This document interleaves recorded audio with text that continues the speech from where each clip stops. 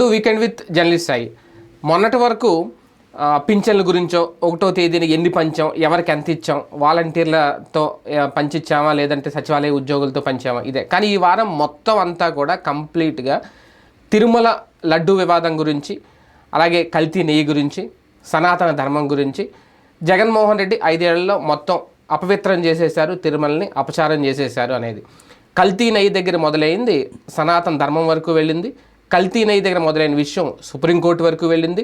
Supreme court కొన్ని ప్రశ్నలను సంధించింది. దానికి సంబంధించి తాజాగా ఒక కొత్త బృందాన్ని ఏర్పాటు చేసింది, ఒక స్వతంత్ర వ్యవస్థను ఏర్పాటు చేసింది. 5 సభ్యులతో కూడిన ఒక బృందాన్ని ఏర్పాటు చేస్తూ ఇటు రాష్ట్ర ప్రభుత్వానికి సంబంధించి, అటు కేంద్ర ప్రభుత్వానికి సంబంధించి జాతీయ దర్యాప్తు సంస్థ, రాష్ట్ర దర్యాప్తు సంస్థ ఇద్దరినీ కూడా అందులో ఇన్వాల్వ్ చేసింది. మొత్తం ఇదే అంశం మీద ఈ వారం అంతా రాజకీయం నడిచింది. మరోవైపు విద్యుత్ ఛార్జీలు పెరగబోతున్నాయనే ఒక సంకేతం.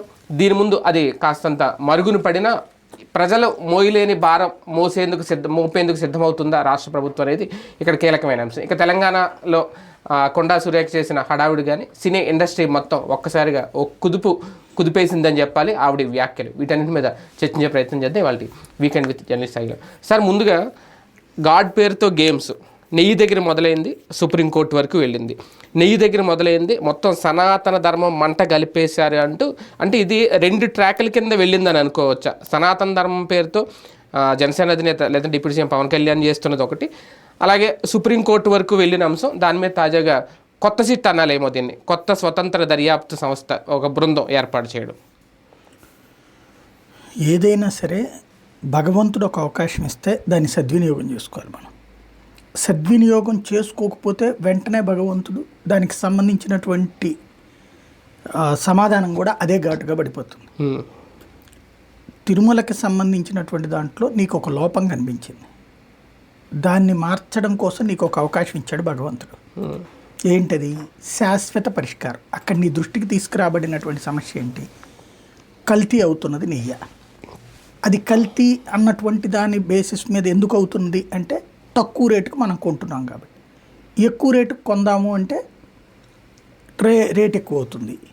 అదే సమయంలో తక్కువ రేటు కంటే మనకి నాణ్యతా ప్రమాణం తేడా ఉంది. ఇక్కడ నువ్వేం డెసిషన్ తీసుకోవాలి? ఒక ముఖ్యమంత్రి స్థాయిలో, లేదా ఒక ప్రభుత్వ స్థాయిలో, లేదా ఒక టీటీడీ స్థాయిలో. ఒకటి, మనమే ఎక్కువ రేటుకు కొంటాం, అప్పుడు లడ్డు 150 రూపాయలు 200 రూపాయలకు అమ్మాలి.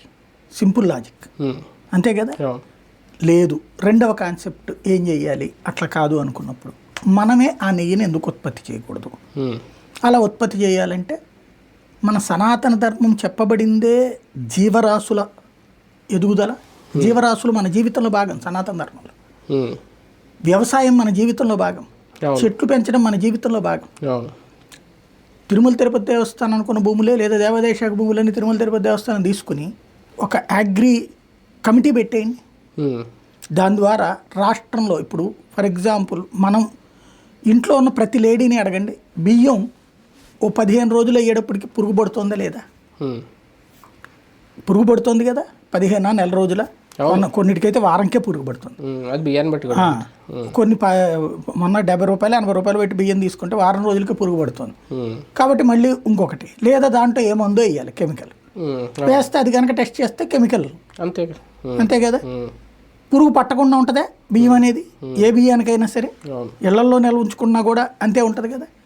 ఇప్పుడు అది కనుక అక్కడ పెడితే ఏమంటాం? పురుగు పట్టిందంట. దీనికి ఏంటి సొల్యూషన్? ఎప్పటికప్పుడు సమీకరించుకోవాలి. అలాగే కూరగాయలు లేదా నెయ్యి, ఇవన్నీ కూడా మన సెల్ఫ్గా ఎందుకు తయారు చేసుకోలేదు? ఇన్నేళ్లలో 100 సంవత్సరాల చరిత్ర కలిగిన ఆలయం. మనంగా ఇప్పుడు దానివల్ల ఆలయం వ్యవస్థ అంటే కోట్లాది మందికి ఉపాధి కల్పించే వ్యవస్థ అది. ఇప్పుడు ఒక కాశీ ఆలయం దగ్గర ఆ ఊరు బతుకుతోంది, ఒక తిరుమల ఆలయం మీద తిరుపతి అంతా బతుకుతోంది కదా. మరి అట్లాంటప్పుడు ఇంకా బ్రతికే అవకాశం వస్తుంది కదా. దేవుడి మీదనే బతుకుతున్నారు అక్కడ, ఆ అవకాశం ఇంకా కొన్ని వేల మందికి విస్తరించే అవకాశం కదా. ఇప్పుడు 1,00,000 ఆవులు, ఆయన ఎవడో మన పాపం చక్కగా చెప్పాడు రామచంద్ర యాదవ్ గారు, ఏదో పార్టీ ఉంది కదా, బిఎస్వై ఆయన చక్కగా చెప్పుకొచ్చాడు. ఏమని? 1,00,000 ఆవులు నేను సేకరించిస్తాను, 10,000 ఆవులు నేనే ఇస్తాను తీసుకోండి అని చెప్తున్నాను. ఓ 1,00,000 ఆవులు నువ్వు పెట్టు, చక్కగా పెంచు, వాటి నుంచి తీసిన పాలను రోజు నువ్వే ఒక డైరీ ఏర్పాటు చేయి. అవును. పాలు నువ్వే అమ్ము. తిరుమలలో పాలు అమ్ముతానంటే వద్దంటారా? చాలా మంది ఉపాధి కూడా కలుగుతుంది, ఉపాధి దొరుకుద్ది. డైరీతో ఉపాధి వస్తుంది. ఆవుల్ని పెంచినందుకు గోపాలకులు, యాదవ సామాజిక వర్గానికి సంబంధించిన వాళ్ళే కాదు, రకరకాలైన వాళ్ళందరూ అక్కడ బ్రతకగలుగుతారు, గిరిజనులు బ్రతుకుతారు, స్వచ్ఛమైన నెయ్యి వస్తుంది. ఇది దాన్ని సద్వినియోగం చేసుకోవడం అంటే దేవుడిచ్చిన అవకాశాన్ని. అది కల్తీ భవిష్యత్తులో జరగకుండా చూడటం. సింపుల్. నాసిరకమైనటువంటి పదార్థము లేకుండా, కల్తీ లేకుండా చూడటం. లేదు కుట్ర చేశారు, తేల్చేవతల పడి. కుట్ర అంటే ఇన్ని రోజులు ఆగకూడదు, రాజకీయంగా వాడకూడదు. 3 నెలల తర్వాత తీయడంతోనే నువ్వు కుట్ర కాదు అది. అందులో కుట్ర ఉంది. ఏంటిది? రాజకీయ కుట్ర మాత్రమే మిగులుతుంది. జూలైలో వచ్చిన నివేదిక మీద ఇమ్మీడియట్గా యాక్షన్ తీసుకుంటే కుట్రని ఛేదించినటువంటి హీరో. 3 నెలలు దాటిన తర్వాత రాజకీయంగా స్టేట్మెంట్ ఇవ్వడం అంటే ఆ కుట్ర నువ్వు అంగీకరించినటువంటి. పోనీ కనీసం ఆ ధర్మాన్ని కాపాడే ఉద్దేశం ఉంటే ఏం చేయాలి? అక్కడ పెంచడం, ఆవులకు సంబంధించిన ఇట్లాంటి నిర్ణయం తీసుకోవాలి. కానీ అదేమీ లేకుండా కేవలం దేవుణ్ణి, తిరుమలని, లడ్డూని రాజకీయానికే వాడుకోవటం అనేటటువంటి కాన్సెప్ట్కి చాచి చెంపదెబ్బ కొట్టినటువంటి తీర్పు ఇది. ఎందుకు? సిట్టేసావు. పోని మనం విజన్ కదా, మన విజన్తో సిట్టేసినప్పుడు ఏముండాలా? అందులో ఆహార విభాగం ఉండాలి, ఉన్నారా? లేదు. అందులో ప్రొక్యూర్మెంట్, మార్కెటింగ్ విభాగం ఉండాలి కదా, ఉన్నారా? లేదు. దాంతోపాటుగా ఈ నాణ్యతా ప్రమాణాలను చూసేటటువంటి తూనికలు, కొలతల విభాగం ఇట్లాంటి వాళ్ళు ఉండాలి కదా, ఉన్నారా? డైరీ విభాగం వాళ్ళు ఉన్నారా? సైంటిస్ట్ ఎవరన్నా ఉన్నారా? ఎందుకని? ఆ కల్తీలకు సంబంధించి స్పష్టంగా చెప్పగలిగినటువంటి వాళ్ళు నిపుణులు. ఈ ఏది ఆహారం మీదన నిపుణులు, అట్లాంటి వాళ్ళందరినీ కనుక పెట్టి చేస్తుంటే శాశ్వత పరిష్కార దిశగా చంద్రబాబు గారు అడుగులేసినట్టు, రాష్ట్ర ప్రభుత్వం అడుగులేసినట్టు. కానీ అదేం లేకుండా 4 పోలీస్ ఆఫీసర్లతో ఒక సిట్టు, అది కూడా రిటైర్ అయిపోయేటటువంటి మార్కెటింగ్ ప్రొక్యూర్మెంట్ అతనితో ఒక కంప్లైంట్ ఇప్పించి పోలీస్ స్టేషన్లో 3 నెలల తర్వాత, 3 నెలల క్రితం పట్టుకున్నటువంటి ట్యాంకర్కి సంబంధించిన దాంట్లో 3 నెలల తర్వాత కంప్లైంట్. అది కూడా ఇదంతా హడావిడి అయ్యాక, అంటే జనాలకి ఒక చేస్తున్నాం అనేటటువంటి దాన్ని క్రియేట్ చేయడం. ఆ పోలీసులు ఏం చేస్తారు? దాంట్లో ఆ రిపోర్టుల దగ్గర పట్టుకోదు. ఇప్పుడు పోలీసులు ఫర్ ఎగ్జాంపుల్ పట్టుకోవాలి, మర్డర్ జరిగిన 3 నెలల తర్వాత అంతా తగలబెట్టిన తర్వాత ఏం దర్యాప్తు చేయాలి వాళ్ళు వెళ్ళి? ఇప్పుడు ఏం దర్యాప్తు చేస్తారు ఒక మర్డర్ కేసులో? అట్లాగే ఇక్కడ 3 నెలల క్రితం వచ్చిన ట్యాంకర్ వెళ్ళిపోయింది, వెనక్కి తిప్పి పంపించేసాం, వాళ్ళని బ్యాన్ అన్నాం. అట్లాగే ఆ శాంపుల్ ఉందన్నాం, ఆ శాంపుల్ నీ దగ్గర ఏమైనా పెట్టుకున్నావా? లేనప్పుడు నువ్వు ఏం చేస్తాడు దర్యాప్తు? ఆ నివేదికను ఆధారంగా చేయాలి. దాంట్లోనే రాసుంది, ఆ నివేదికలోనే ఇది చెల్లుబాటు కాదు, చట్టపరంగా పనికిరాదు, న్యాయపరంగా పనికిరాదు, ఇది మా అబ్జర్వేషన్ మాత్రమే. ఇంకోటి మెయిన్ శాంపిల్ తీయలేదు, మా దగ్గరికి తెచ్చింది వాడాం. ఇంకా అసలు కేసు ఏం నిలుస్తుంది అక్కడ? అంతేగా. సింపుల్ లాజిక్ అక్కడ. అది బొచ్చుకుని కోర్టుకు వెళ్తే కథం. అక్కడ మనం ఒక గేమ్ నడపబోయి దాన్ని మళ్ళీ కవర్ చేయడానికి మళ్ళీ అధికార ప్రతినిధులు వచ్చి లేదు అక్కడ ట్యాంకర్ లేట్ అయింది, లేకపోతే ఇంత చీప్గా ఎవడన్నా కొంటాడు. ఎవడు కొనమన్నాడు? ఇప్పుడు అంతకంటే ఎక్కువ కొనుంటే నువ్వు 1000 రూపాయలకు నువ్వెందుకు కొంటలే? ఇప్పుడు 1800 రూపాయలకి వాళ్ళకి కూడా కైంకర్యాలకు సంబంధించినటువంటి నెయ్యిని రాజస్థాన్కి సంబంధించినటువంటి ఆశ్రమం నుంచి కొంటున్నారు. మరి అక్కడ దానికి కొంటున్నప్పుడు 1800, దీనికి కూడా 1800 పెట్టి కొనొచ్చుగా. నువ్వు ఎందుకు కొంటలా? దీనికి వాళ్ళు 450కి ఎందుకు కొంటున్నావు? లేదు హెరిటేజ్ వాళ్ళు 550కి ఎందుకు అమ్ముతున్నారు? లేదా ఇంకొకళ్ళు 600 రూపాయలకి ఎందుకు అమ్ముతున్నారు? ఇవాళ మిగతా గుళ్ళల్లో 1000 రూపాయలు పెట్టి కొంటున్నావు నువ్వు. అంటే తక్కువ కొంటే నాణ్యత రహితమని నువ్వెట్ట చెప్తావు? తిరుమలకి సంబంధించి తక్కువకి ఇవ్వచ్చు వెంకటేశ్వర స్వామి కోసం అని చెప్పేసి, లేదు వాళ్ళ దగ్గర లేదు, నువ్వు ఎందుకు వెరిఫై చెయ్యవు? అది ఇది ఒక సిస్టంలో ప్రాసెస్లో నడవాల్సిందని మొత్తం రాజకీయం వైపుకి తీసుకెళ్ళిపోయారు. దాదాపు ఒక 4 రోజులుగా, అదే నెలకు పూర్తి కాదేమో, 20-25 రోజులుగా ఇది నడుస్తోంది లడ్డూ వ్యవహారం. సడన్గా ఇప్పుడు తెర మీదకి తీసుకురావడం, దీన్ని ఎంత హడావుడి చేయడం. కానీ ఇప్పుడు చూస్తుంటే టీడీపీ కాస్తంత సైలెంట్ అయ్యింది అన్నట్టు, అంటే సుప్రీంకి వెళ్ళిన తర్వాత కాస్తంత సైలెంట్ అయ్యింది అన్నట్టుగా కనిపిస్తోంది. ఏదైనా ఒక రాజకీయం ఒక ఎత్తుగడ వేయడంలో ఫెయిల్ అయ్యిందా తెలుగుదేశం పార్టీ ఈ అంశాన్ని? ఇంతకు మించి లాగితే ఇంకా డేంజర్ అని అనుకుంటుందా? నాకు అనిపించిన ఓవరాల్గా, అంటే నా పర్సెప్షన్ అంతవరకే, ఇది మనమేం జ్యోతిష్యులం కాదు, అధికారిక ధృవీకరణ. నా ఆలోచన ఏంటంటే, ముందో నివేదిక వచ్చింది, అందులో కల్తీ ఉందన్నటువంటి విషయం గుజరాత్ అది ఈవో గారు సొంత అనుమానంతో చేయించినటువంటి సర్వే. ఈవోకి వెంటనే సీఎంతో యాక్సెస్ ఉండదు కదా. ఈవో నిజంగా తనంతట తన డెసిషన్ తీసుకుంటే అప్పుడే వెంటనే దాని మీద కేసు పెట్టచ్చు. కానీ ఈవో మొన్న క్లారిటీ ఇచ్చిన దాంట్లో అయితే ఆయన డెసిషన్ తీసుకున్నట్టు అనిపించలేదు. ఆయన చాలా క్లియర్గా చెప్పారు, నన్ను అపాయింట్ చేసినప్పుడు చంద్రబాబు గారు పిలిచి చాలా ఫిర్యాదులు వస్తున్నాయి, అక్కడ అవినీతి జరుగుతుంది, అక్రమాలు జరుగుతున్నాయి, కల్తీ జరుగుతుంది, దీని మీద మీరు దృష్టి పెట్టండి అని నియమించారు. అప్పుడు ఆయనకు వచ్చిన ఫిర్యాదులు నాకు చెప్పడం వల్ల నేను ల్యాబ్కి పంపించాను, టెస్ట్కి పంపించాను, తర్వాత అందులో కల్తీ జరిగిందని ఆయన చాలా స్పష్టంగా చెప్పారు. ఫస్ట్ కల్తీ ఏది? నెయ్యిలో. అదే నెయ్యిలో ఏం కల్తీ జరిగింది అది కదా ఆయన ముందు చెప్పింది. ఏంటది? వనస్పతి. ఆయన చెప్పింది వనస్పతి, యానిమల్ ఫ్యాట్. చంద్రబాబు నాయుడు అంటే అప్పటిదాకా ఈవో దాచాడా? ఈవోకి ఇమ్మీడియట్గా యాక్షన్ తీసుకునే పవర్ ఉందిగా. అట్లా కలిస్తే సీజ్ చేసి కేసు పెట్టి అరెస్ట్ చేయించే పవర్ ఉంది, ఎందుకు వాడలేదు? బేసిక్గా అంటే ల్యాబ్కి పంపించి రిపోర్ట్ తెప్పించింది ఈవో కదా అంటున్నారు. అదే అంటుంది, ఆ రిపోర్ట్ తెప్పించిన వెంటనే యాక్షన్ ఎవరు తీసుకోవాలి? సీఎం కాదే, టీటీడీ ఈవో సర్వసత్తాక అధికారాలు. అంటే యాక్షన్ ఈయన తీసుకున్న సీఎం ఆదేశాలతో తీసుకుంటారా అని. అదే తీసుకున్నప్పుడు యాక్షన్ తీసుకోలేదు కదా అంటున్నా. తీసుకోకుండా రిపోర్ట్ కాపీ తెలుగుదేశం పార్టీ కార్యాలయానికి ఎందుకు పంపించినట్టు? ఆనంద్కి ఎవరు ఇచ్చారు రిపోర్టు? చంద్రబాబు నాయుడు ఇచ్చారా, ఈవో ఇచ్చారా? ఎన్డీడీబీ వాళ్ళు పంపించారా? లేదా పట్టాభికి ఎవరు ఇచ్చారు అది కాపీ? తెలుగుదేశం పార్టీ సోషల్ మీడియాలోనే కాపీ ఎందుకు వచ్చింది? అది ప్రాక్టికల్గా అది ఏం జరిగి ఉండాలి? ప్రజలకి మంచి లడ్డూ లాంటి అవకాశం పెట్టారు కాబట్టి చివరిలో ఇక్కడ మిస్ అయింది, తొందరపడ్డారు. అది సిస్టమేటిక్గానే చేశారు కానీ అతి చేయడం వల్ల దెబ్బతింది. ఎట్లాగా? చంద్రబాబు గారు దాన్ని ఏం చేయాలా? తెలివైన వాళ్ళు అయితే 3 నెలల తర్వాత ఆయన మాట్లాడారు ఎన్డీఏ మీటింగ్లో. ఆయన ఇంత అవుతుందని ఎక్స్పెక్ట్ చేయాలి. వీళ్ళు అనుకుంది ఏంటంటే చంద్రబాబు గారు ఉపన్యాసం ఇస్తారు, ఆ తర్వాత సోషల్ మీడియాలో ఇది పోస్ట్ పెట్టడం, ఆ తర్వాత జగన్ ఇట్టంటోడని రాజకీయంగా తిట్టేయడం, హిందుత్వవాదులందరూ జగన్ని వ్యతిరేకించాలి, ఇంతవరకే ఊహించారు వాళ్ళు. అంటే ఏదైనా సరే నిప్పు పెట్టేటప్పుడు ఆలోచించాల్సింది ఏంటంటే ఆ నిప్పు ఎంతవరకు తగలబెట్టాలో ప్లాన్ చేసుకోవాలి. కానీ అడవికి నిప్పు పెట్టి ఆర్పేయగలను అనుకోవడం ప్రమాదం. అడవికి నిప్పు పెట్టాక ఈ 4 చెట్లే కాలుతాయిలే అనుకున్నారు వీళ్ళు. కానీ ఇది టోటల్గా ధర్మానికే సంబంధించినటువంటి ఛాలెంజ్ వస్తుందని ఊహించలేదు. దీంట్లో అనేక శక్తులు ఎంటర్ అవుతాయని ఊహించలేదు వీళ్ళు అనుకుంది ఏంటంటే జగన్ని ఆధ్యాత్మికంగా హిందూ వ్యతిరేక అనేదాన్ని బిల్డప్ చేయాలి, అతను క్రిస్టియన్ కాబట్టి హిందూ ధర్మాన్ని అవమానం చేస్తాడని చెప్పాలనుకున్నటువంటి ఉద్దేశంతో అది క్యాజువల్గా మాట్లాడేశారు. ఒక్కసారి మీరు గుర్తు తెచ్చుకోండి, ఆ మరుసటి రోజు పేపర్లో ఇది ఎక్కడైనా హెడ్డింగ్లు వచ్చినాయా? కాదు. చంద్రబాబు గారు ఫస్ట్ ఆ రోజున ఉపన్యాసం ఇచ్చినప్పుడు రెండో రోజున హెడ్డింగ్ లో ఎన్డీఏ పాలన గురించి దాని ఉపన్యాసం వచ్చింది కానీ ఇది వచ్చింది అసలు రాలా. నేనే ఆ వీడియోని హైలైట్ చేశా. ఇదేంటి తిరుమలకి సంబంధించిన ఇంత మేజర్ ఇష్యూ అంత క్యాజువల్గా జరిగింది ఏంటి అన్నట్టు. రెండో రోజు దీని మీద దర్యాప్తు జరపాలి కదా అన్నటువంటి పాయింట్ ఇది మాట్లాడుకోవచ్చు. ఆ టైంలో ఈ నివేదిక కాపీ ఆనం రిలీజ్ చేసింది. కరెక్ట్గా ఆ రోజున చంద్రబాబు గారి స్టేట్మెంటు ఆ వెంటనే నేను ఒక వీడియో చేశా. మరుసటి రోజున దాని మీద యాక్షన్ ఏంటని నేను మాట్లాడుతూ ఒక వీడియో కూడా చేశాను. ఆ తర్వాత ఆనం రిలీజ్ చేశాక ఆ మరుసటి రోజున బ్యానర్ అయింది. మీరు గుర్తు తెచ్చుకోండి. అంటే రెండో రోజుకి ఆ ఇష్యూని అప్పటికి అంటే ఆయన మాట్లాడేశాక ఇక దాన్ని సమర్థించడానికి ఆనం అక్కడితో క్లోజ్ అనుకున్నారు.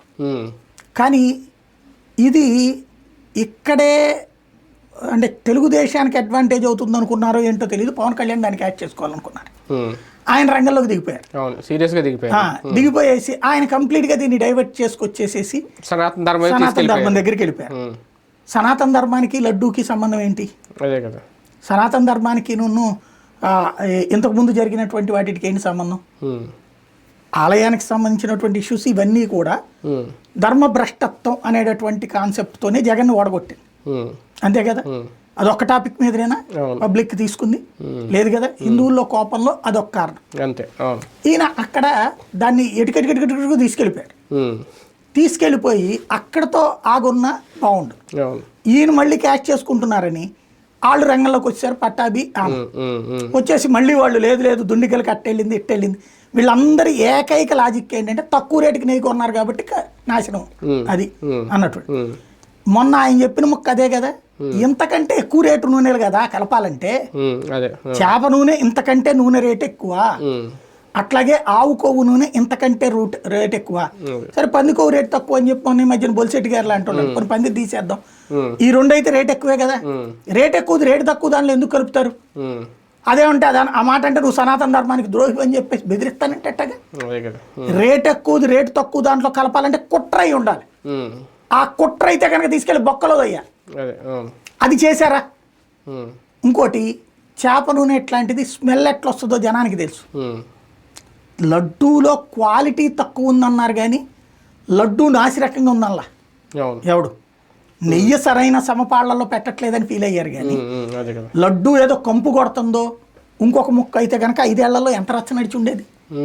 బేసిక్గా పబ్లిక్ అది కోట్లాది మంది వచ్చేది దాంట్లో. దాన్ని అంత చీఫ్గా ఆలోచిస్తాం మనం. అక్కడ తేడా వచ్చింది. అక్కడతో ఆగినా బాగుండును. ఇక దాన్ని సాగ తీసుకుంటూ చివరికి సనాతన ధర్మ డిక్లరేషన్ దాకా వచ్చారు. న్యాయస్థానం ఇన్వాల్వ్ అయితే న్యాయస్థానాన్ని బెదిరించేశారు. పురంధేశ్వరి పవన్ కళ్యాణ్ చేసిన పని ఏంటి? న్యాయస్థానాన్ని బెదిరించే కార్యక్రమం. పురంధేశ్వరి ఏమో జడ్జిలు ఏం మాట్లాడాలో ఈవిడ జడ్జిమెంట్ రాసిస్తుందట. పవన్ కళ్యాణ్ ఏమో జడ్జిలు ఎవరు ఈ మాట మాట్లాడడానికి అనేటువంటి స్టేజ్కి వచ్చేసారు. న్యాయస్థానాలు ఎవరు మాట్లాడడానికి అన్నాడు. సనాతన ధర్మానికి సంబంధించి న్యాయస్థానాలు అవమానం జరుగుతుంది. ఇవాళ నిజంగా దేవుడే ఆ జడ్జిల రూపంలో ధర్మాన్ని కాపాడుతున్నాడు అనుకోవాలి. ఎందుకంటే లడ్డు అపవిత్రమైతే వీళ్ళు చెబుతున్న లెక్క ఏంటి? ఊహాజనితం తప్ప. వీళ్ళు చెప్పే ఏకైక లెక్క ఏంటంటే ఏఆర్ డైరీ అనేటటువంటి వాళ్ళు దాంట్లో దొరికినటువంటిది. ఎస్, అది ఎప్పుడు వచ్చింది? వీళ్ళ ప్రభుత్వం అధికారంలోకి వచ్చాక. నూనె నెయ్యి సప్లై బిగిన్ చేస్తే వీళ్ళ ప్రభుత్వం అధికారంలోకి వచ్చాక. లడ్డూలో కల్తీ జరిగిన వీళ్ళ ప్రభుత్వం అధికారంలోకి వచ్చాకనే కలిసి ఉండాలి కదా. టెండర్ ఫిక్స్ చేసినటువంటిది అంటే కనుక ఇప్పుడు ఆ లెక్కనైతే కనుక మద్యానికి సంబంధించినటువంటి అన్నీ కూడా చంద్రబాబు టైంలో ఓకే అయినటువంటి సంస్థల నుంచినే కదా వైసీపీ వాళ్ళు కూడా కొనుక్కుంది మందు. మరి అక్కడేమో జగన్ తప్ప, జగన్ వచ్చాక ఉంటే ఇక్కడ జగనే తప్ప. అంటే టెండర్ పిలిచినోడు జగన్ కాబట్టి ఇక్కడ జగన్ది తప్పు.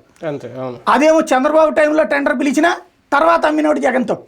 అలాగే ఉంది. అసలు ఎక్కడైనా సరే మా చేతిలో మీడియా ఉంది, మా చేతిలో సోషల్ మీడియా ఉంది, మా చేతిలో మౌత్ పబ్లిసిటీ ఉంది. మేము ఒక అబద్ధాన్ని నమ్ముతాం, అబద్ధాన్ని కొనాలా.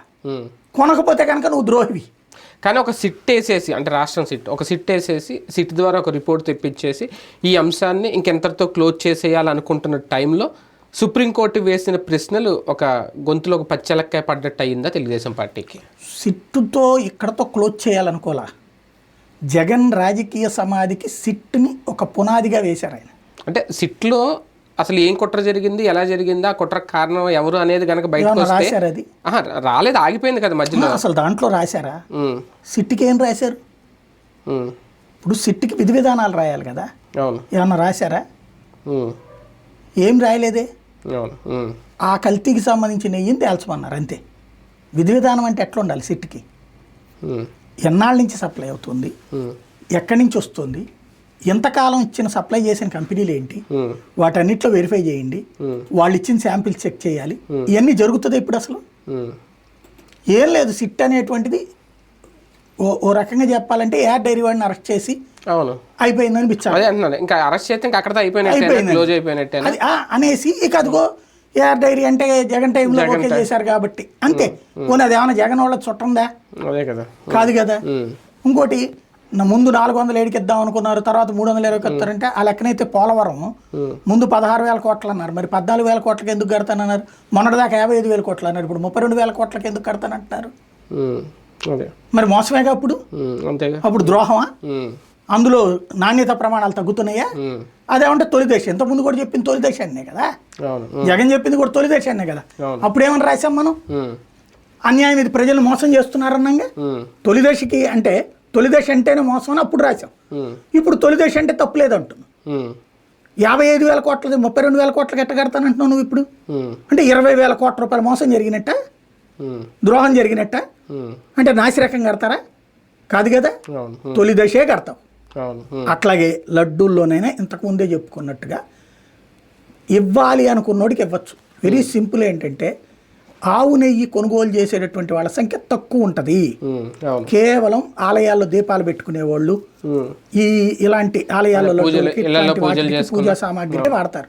మనం రెగ్యులర్ గా ఆవు నెయ్యి వాడం, ఎవరు కూడా వాడరు పెద్దగా. ఆవు నెయ్యి అనేటటువంటి దాన్ని పరిమితంగా వాడతారు కాబట్టి తయారు చేసే వాళ్ళు కూడా పరిమిత సంఖ్యలోనే ఉన్నారు. అది అవును. ఆవుల్ని పెంచే వాళ్ళు కూడా పరిమితంగానే ఉన్నారు. ఎందుకు మనందరం టీ తాగేది గేదె పాలు, అంతే. అవును. ఆవు పాలు కేవలం ఒక్క చిత్తూరు జిల్లాలో మాత్రమే తాగుతారు. టీ మీకు మీరు శ్రీకాళహస్తి కానీ, కాణిపాకం కానీ, చిత్తూరు కానీ, తిరుపతి కానీ, తిరుత్తని, తిరువళ్ళూరు, మీకు తమిళనాడు అదంతా ఆవు పాలే. మీరు అక్కడ టీ చూస్తే ఇక్కడికక్కడ కంప్లీట్ తేడా ఉంటుంది. ఇక్కడ టీ తాగిన వాళ్ళం అక్కడికి వెళ్ళినప్పుడు కంప్లీట్ తేడా ఏంటంటే ఆవు పాల టీ అక్కడ ఒక్క చోటే ఆవు పాలు వాడతారు, తమిళనాడులో ఆవు పాలు వాడతారు. అక్కడదే కదా. అందుకని ఆ ఏరియాకి సంబంధించినటువంటిది నెయ్యి ఎక్కువ ఉత్పత్తి అవుతుంది. మామూలుగా ఏముంటది, ఈ ఆవు పాలకు సంబంధించినటువంటి దాంట్లో పాలు 40 రూపాయలకు 37 రూపాయలకే వాళ్ళు సేకరిస్తారు, 80-90 రూపాయలకి వాళ్ళు అమ్మేసుకుంటారు. సింపుల్, వాళ్ళకి లాభం వచ్చేసింది. దాంట్లో నుంచి తీసినటువంటి వెన్న లాభమే, నెయ్యి లాభమే. అది విడివిడిగా అమ్ముకుంటే వాడికి 10 రూపాయలు, వీడికి 10 రూపాయలు అమ్ముకుంటే వచ్చేదానికి బల్క్గా ఒక టెంపుల్కి అమ్ముకుంటే వచ్చే లాభం బల్క్ లాభం, అంతే కదా. ఏకదమ్ క్యాష్ వచ్చేస్తుంది. మనం అమెజాన్లో కొనేదానికి షాప్కి వెళ్ళి కొనేదానికి ఎంత తేడా ఉంటుంది? 30-40% తేడా ఉంటుంది. ఆఫర్ల టైంలో అయితే 60% తేడా ఉంటుంది కదా. ఎందుకని అంటే మనకి ఆ కాస్ట్ అంత తగ్గింది కదా. అట్లాగే బల్క్గా అమ్మేవాడికి ఒక్కసారి కాస్ట్ తగ్గిపోవట్లేదు. అడిగి ఆడి ప్యాకింగ్ చేసి దాంట్లో మనుషులు పెట్టి ప్యాకింగ్ చేసి ఒక్కొక్క ప్యాకెట్ పెట్టి అవి వేరే షాపులకు పంపించి డీలర్లకు అమ్మించి అక్కడికి వెళ్తే వచ్చే లాభం వాడికి 500 రూపాయలకి అమ్ముతాడు, అంతే కదా. ఇది అసలు రా మెటీరియల్ తీసుకొచ్చి ఇక్కడ అమ్ముతున్నాడు, వాడికి 350 రూపాయలు వచ్చేస్తే ఆడికేం పోయా 150 రూపాయలు ఆ ఖర్చులని మిగిలినట్టే కదా, ట్రాన్స్పోర్టేషన్, ప్యాకేజీ ఇవన్నీ.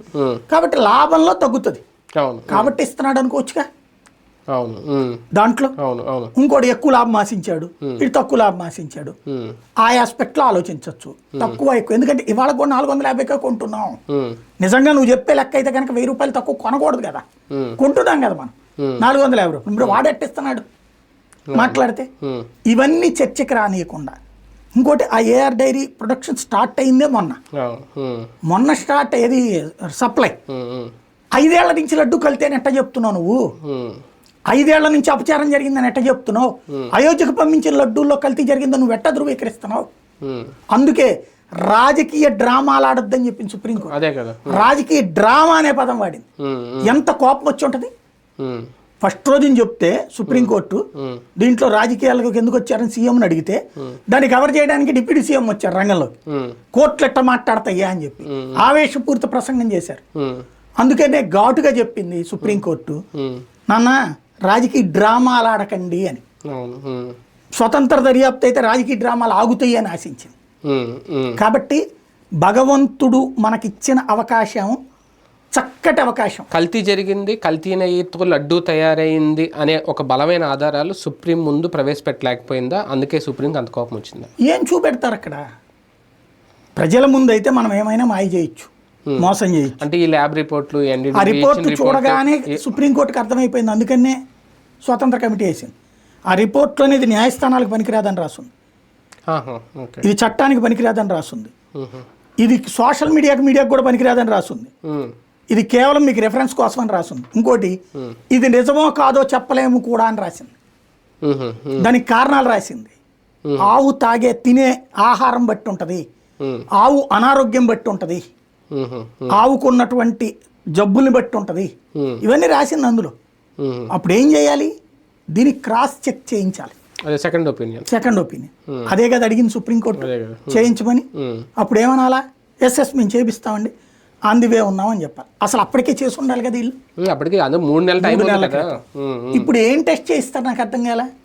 ఇవాళ తెచ్చిన ఏం టెస్ట్ చేపిస్తాను? అప్పుడు ఎలా తెలుస్తుంది? ఎట్లా తెలుస్తుంది? మరి 5 ఏళ్లలో లడ్డూలో కల్తీ జరిగిందో నువ్వు ఎట్టా ప్రజలకు చెప్తున్నావు? తిన్న భక్తులందరూ ఎందుకు మోసం చేస్తున్నావు? తిన్న భక్తులందరూ నువ్వు తినేసిందంత మాంసము, ఆవు మాంసము, పంది మాంసము, చేప అని చెప్పి ఎందుకు చెప్తున్నావు? వాళ్ళని ఎందుకు మనోవేదకు గురి చేస్తున్నావు? నువ్వు ఎక్కడి నుంచి తీసుకొచ్చావు? నువ్వేం చేస్తున్నావు? ఎందుకు అంత మోసం చేస్తున్నావు నువ్వు? అది నువ్వు నిజంగా దాన్ని ఏమైనా ధృవీకరించావా? పోనీ కనీసం లడ్డూని టెస్ట్ చేయించావని సుప్రీంకోర్టు అడిగింది కదా. ఇది ప్రాథమికంగా నీకుగా తెలియాల్సింది. అది లడ్డు టెస్ట్ చేయించాలన్నటువంటిది. ఇప్పుడు వీళ్ళు ఆ టెస్ట్ శాంపుల్ది చూశారు, 4 ట్యాంకర్లు అంతకుముందు వాడారని మళ్ళీ చంద్రబాబు గారు వచ్చి జనం ముందుకు చెప్పారు. మరి ఆ వాడిన టైంలో లడ్డూలన్నా చెక్ చేయించాలిగా, అవును, ఎందుకు చేయించలేదు? పోనీ టెస్టే లేదా అసలు టీటీడీ దగ్గర ఉందని నువ్వే చెప్తున్నావుగా ల్యాబ్. అవును, అక్కడ తేడా వస్తే వెనక్కి పంపిస్తావు నువ్వే చెప్తున్నావుగా. మరి వెనక్కి పంపించిన తర్వాత కల్తీ జరిగిందని ఎట్లా చెప్తున్నావు నువ్వు? ఎంతకాలం వెనక్కి పంపించారు ఎట్లా అని చెప్తున్నావు, అవును, ఆ ప్రాసెస్ ఉందని చెప్తున్నావు, మళ్ళీ కలిపేశారని చెప్తున్నావు. ముందేమో వెనక్కి పంపిస్తారని చెప్తావు, మళ్ళీ కలిపేశారని చెప్తావు. ఎట్లా కలుపుతారు? సంబంధిత అధికారిని జైల్లో పెట్టద్దు. కల్తీదని తెలిసి తేడా వచ్చిందని తెలిసి కలిపాడంటే అధికారి జైలుకి వెళ్ళాలి కదా. ఎట్లా చేస్తాడు అతను? చేయించిన వాళ్ళందరూ తప్పుడు వాళ్ళే కదా. అప్పుడు ఈఓ దగ్గర నుంచి అందరూ బాధ్యులే కదా, దాంట్లో శిక్షార్హులే కదా. కానీ ఇక్కడ ఒకటి, సుప్రీంకి వెళ్ళింది వైసీపీ తరపున సుబ్బారెడ్డో లేదంటే ఆయన ఎవరు సుబ్రహ్మణ్యం, ఆయన ఇద్దరు. అందుకని కోపం వస్తుందా వీళ్ళకి? మొన్న పురంధేశ్వరి గారు మాట్లాడినా లేదంటే నిన్న పవన్ కళ్యాణ్ గారు మాట్లాడినా మొత్తం చట్టాలు ఎవరికి ఉన్నాయంటే అన్య మతాన్ని కాపాడే వాళ్ళకి, ధర్మాన్ని పరిరక్షించిన వాళ్ళకి, సనాతన ధర్మాన్ని మంట కలిపేసే వాళ్ళకి మాత్రమే చట్టాలు ఉన్నాయని చెప్పి నేను ఆయన మాట్లాడినా. ఒక విషయంలో కోర్టులకు సంబంధించిన సమస్య ఉంటుంది. ఏంటంటే మైనారిటీ బుజ్జిగింపు ఇష్యూస్లో ఆలోచిస్తారు. కానీ అదే కోర్టులో అయోధ్య రామ మందిరానికి తీర్పిచ్చినాయిగా. ఎట్లా ఇచ్చినాయి మరి? త్రిబుల్ తలాక్ విషయంలో జోక్యం చేసుకోమని చెప్పినాయిగా. ఎట్లా ఇచ్చినాయి మరి? అదే కోర్టులే కదా తమిళనాడులో గుళ్ళ బంగారం తీసుకెళ్తుంటే ఆపింది. అదే కోర్టులే కదా ఎత్తడిని కేరళలో ఎత్తుకుపోతుంటే ఆపింది. మరి సనాతన ధర్మ పరిరక్షణలో న్యాయస్థానాలు తమ పాత్ర పోషించినాయిగా. బేసిక్గా చట్టంలో తేడా లేదు, న్యాయస్థానంలో తేడా లేదు. రాజకీయ నాయకులు చేశారటంటే తప్పు. ఇక్కడ రాజకీయ నాయకులు, కేరళలో ఉన్నటువంటిది ఎవడు సనాతన ధర్మానికి సంబంధించిన ఆలయాలను తీసుకెళ్ళి వివాదంలో పెట్టినోడు? అక్కడ ఉన్నటువంటి పాలకుడు, కమ్యూనిస్టు పాలకుడు. తమిళనాడులో ఉన్నటువంటి బంగారాన్ని తీసుకెళ్ళి రాజకీయంగా వాడుకోవాలనుకున్నాడు ఎవడు? 5 లక్షల కిలోలు వాడారట 1977 నుంచి. 5 లక్షల కిలోల ఆలయాల బంగారాన్ని తీసుకెళ్ళి అమ్ముకుని డబ్బులు అక్కడ ఉన్నటువంటి తమిళనాడు ప్రభుత్వానికి సంక్షేమ పథకాలకు వాడుకున్నారట. అధికారికంగా అఫిడవిట్ ఇచ్చింది ఆ కోర్టులో. మన 2000 కిలోలకు సంబంధించి కోర్టులో కేసు వస్తే కోర్టు అడిగితే 77 నుంచి మేము ఇప్పటికి 5 లక్షల కిలోలు వాడేసామండి అని చెప్తోంది తమిళనాడు ప్రభుత్వం. అంటే ఎవడక్కడ కాపాడే ప్రయత్నం చేస్తుంది కోర్టు, అమ్మేసుకున్నాడు ఎవడు? తమిళనాడు ప్రభుత్వం. అట్లాగే ఇప్పుడు ఎవరిది జగ్గి వాసుదేవ్దే ఉంది, సుప్రీంకోర్టు కాపాడింది కదా. తేడా వస్తే రాజకీయ నాయకులు ఈ సనాతన ధర్మ నాశనానికి కారకులు, చెడగొట్టడానికి కారకులు. వాళ్ళ రాజకీయ స్వార్థాలకు వాడుకున్నాడు సనాతన ధర్మాన్ని. జంజన్ భుజం మీద వేసుకునేది, చొక్కా పైన జంజం వేసుకునేటటువంటి రాహుల్ గాంధీ మోసగాడు కానీ ఎక్కడ జంజం వేసుకోవాలి తెలియదా మనకి? ఎక్కడ ఉంటుందో తెలియదా? మరి అది మోసం. నువ్వు అన్నావు కరెక్ట్, రాహుల్ గాంధీని అన్నావు లేకపోతే స్టాలిన్ అన్నావు, గుడ్. మధ్యలో లడ్డూకి సంబంధించి అయోధ్యకి అని చెప్పి నువ్వు కూడా స్వార్థంకి వాడుకున్నావుగా.